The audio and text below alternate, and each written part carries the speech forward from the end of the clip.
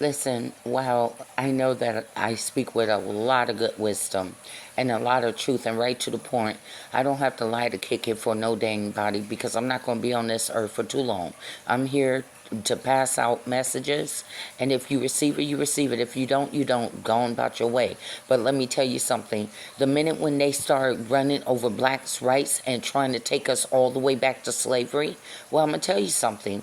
After they get finished dealing with black people, who do you think that they're aiming for next? If they can get rid of black people rights, which black people fought so hard, I put up on my page the beginning of slavery, how black people was, and then the long journey that they came and how far black people have came.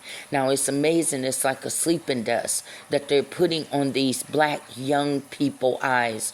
It's okay for you to have interracial relationship, but at the end of the day, don't disrespect where you came from.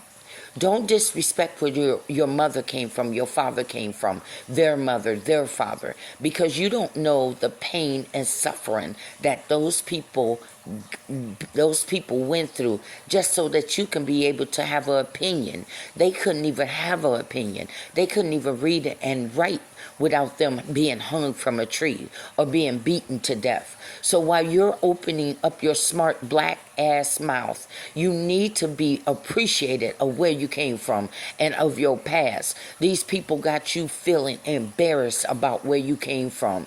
Do you know that some of your ancestors was beaten because they couldn't pick cotton enough because the lazy ass white men didn't want to work? So they figured that they got some people and forced them into working for them. The reason why majority of men are in prison is because that's free slave labor. At the end of the day, through malicious persecution, giving them outrageous sentences because they need slaves for a long period of time.